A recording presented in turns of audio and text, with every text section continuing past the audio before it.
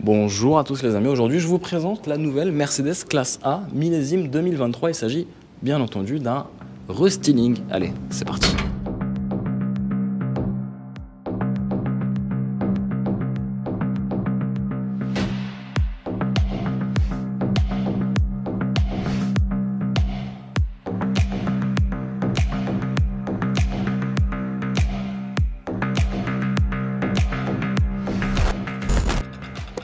Alors c'est officiel, aujourd'hui Mercedes nous présente le restyling, une mise en beauté de la nouvelle Mercedes classe A et du nouveau Mercedes classe B. Allez, on fait le tour ensemble esthétiquement des différents changements. Alors on va le voir tout de suite. Premier changement déjà, ça va être sur les feux à l'avant, avec des feux beaucoup plus étirés, qui donnent une allure un peu plus sportive. Ici vous avez des pare-chocs qui sont légèrement modifiés. Alors on est sur des changements esthétiques très minimes. Là, le gros changement, il est plutôt là. Vous le voyez sous vos yeux, ce sont les petites étoiles dans la calandre. Ça, c'est une nouveauté par rapport au Mercedes Classe A. Ici aussi, ce petit élément en plastique, black piano noir, brillant. Et puis, c'est à peu près tout en termes de changement. On va faire après le tour à l'arrière. Regardez, peu de changements. Le changement se trouve sûrement à l'intérieur. On va le voir tout de suite. Là, autre changement sur les feux avec un nouveau design, feu à LED de série bien sûr. Voilà, ici on est sur une version 250e, autrement dit une version hybride, c'est-à-dire que vous allez avoir un coffre de 310 litres de volume de chargement, un coffre qui ne change pas finalement, et ça sera le cas sur les autres motorisations.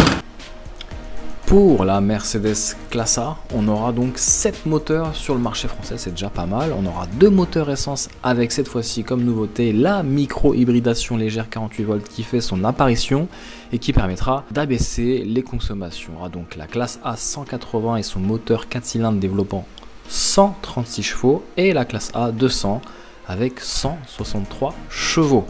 Bonne nouvelle pour les gros rouleurs puisque Mercedes conserve sur le marché français 2 moteurs diesel. Le moteur classe A 180D avec 116 chevaux et le 200D avec 150 chevaux. Côté hybridation, on aura bien sûr le moteur hybride 250E qui garde sa capacité de 15,6 kW avec cette fois-ci une autonomie légèrement améliorée en électrique et puis gardera toujours ce moteur 4 cylindres, cette fois-ci avec une cylindrée de 1,3 litres pour une puissance cumulée de 218 chevaux. Bien entendu, Mercedes conserve ses motorisations énervées. Il s'agit bien sûr des versions AMG, la A35 AMG et la A45S AMG 4MATIC Plus. Bonne nouvelle côté tarification puisque Mercedes ne semble pas avoir prévu de hausse tarifaire, donc vous êtes bien rassurés.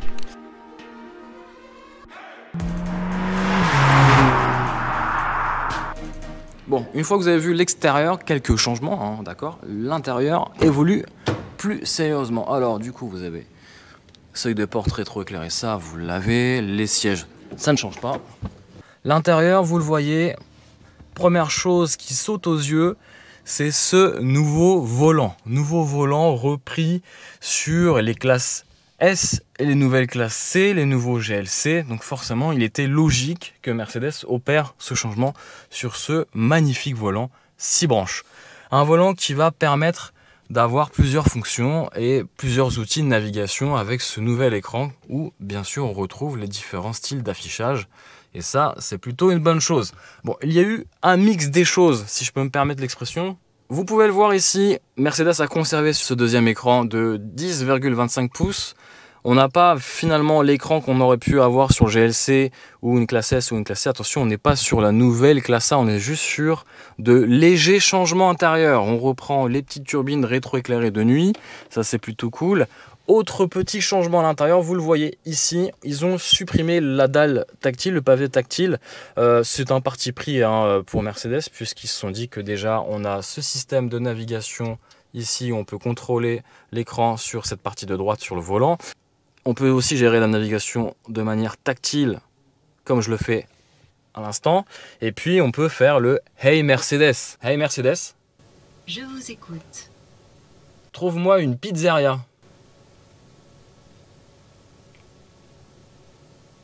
J'ai trouvé ces résultats-là.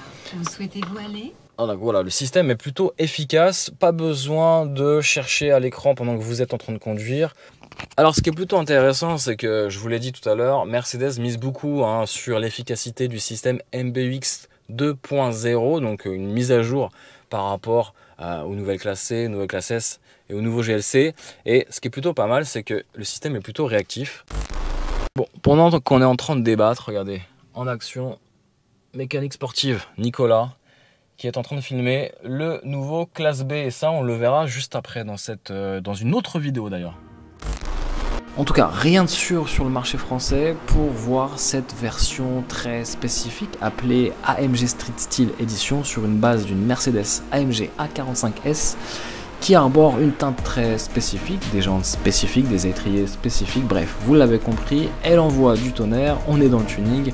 Et cette AMG est équipée des différents packs AMG Night Edition 1 et 2 et du pack aérodynamique AMG. Hâte de l'avoir sur nos routes en France.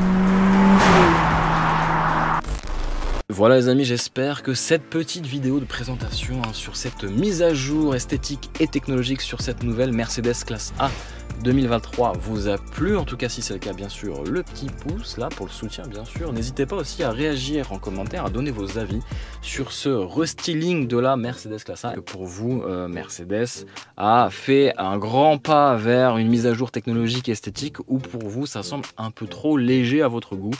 Voilà, n'hésitez pas à débattre en commentaire avec bienveillance. Allez, ciao ciao!